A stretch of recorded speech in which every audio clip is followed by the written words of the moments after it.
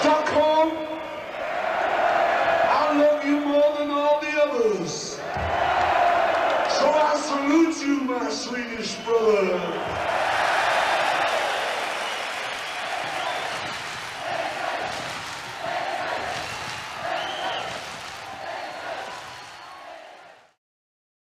Phil would take someone in his life or himself and just he'd write a song around it. It would be it would be veiled, but not completely veiled. It would be transparent. You could see who he was on about. Like, you know, Parisian Walkways. It wasn't about Paris, it was about him. I remember Paris in '49. He was born in '49. His middle name's Paris. Things like that. He was always very clever in that way. You are the only one I know who's been in a band and still says that the band, Thin Lizzy in this case, was better off without you, with a different lineup. Well, what I meant was that the classic lineup of the band was kind of everyone's favourite. And it was kind of, I mean, I liked that lineup of the band better because it meant I could go and see them, and I quite liked listening to the records like Jailbreak and all that stuff.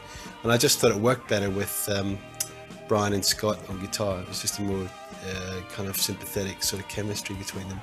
So, you know, it wasn't me being like falsely modest or anything, or saying that they were better guitarists than me or anything like that. I wasn't saying that. I just meant that as a band, I felt that it was better that way. Okay.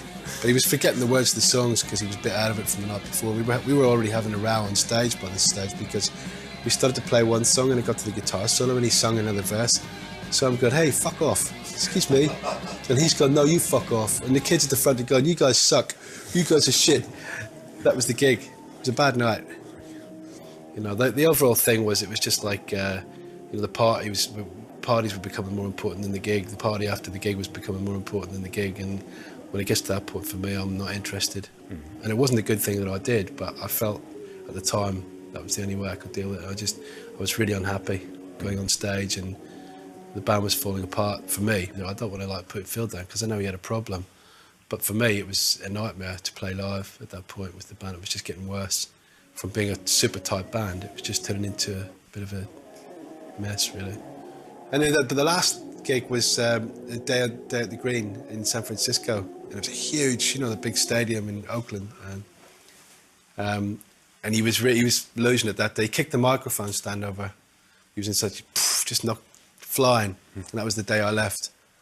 You know, he went from being like this really energetic workaholic guy. It was a long decline. It didn't just happen overnight.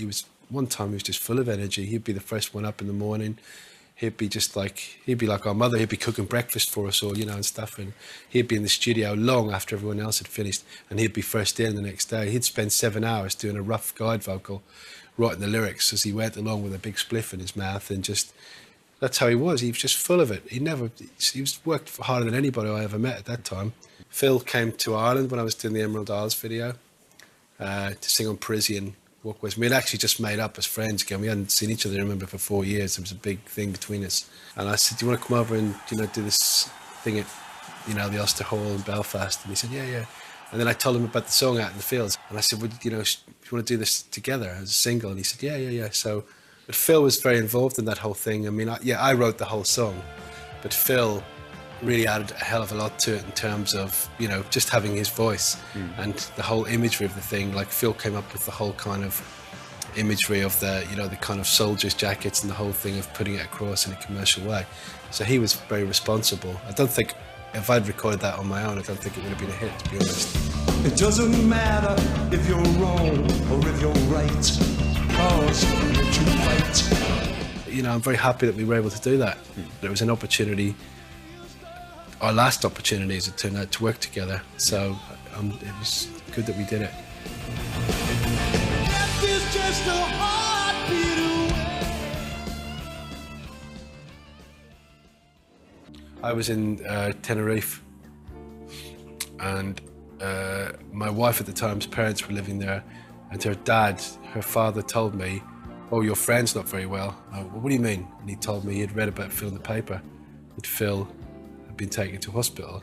So I was calling up the office every day to find out what was happening, and then they told me he was getting better.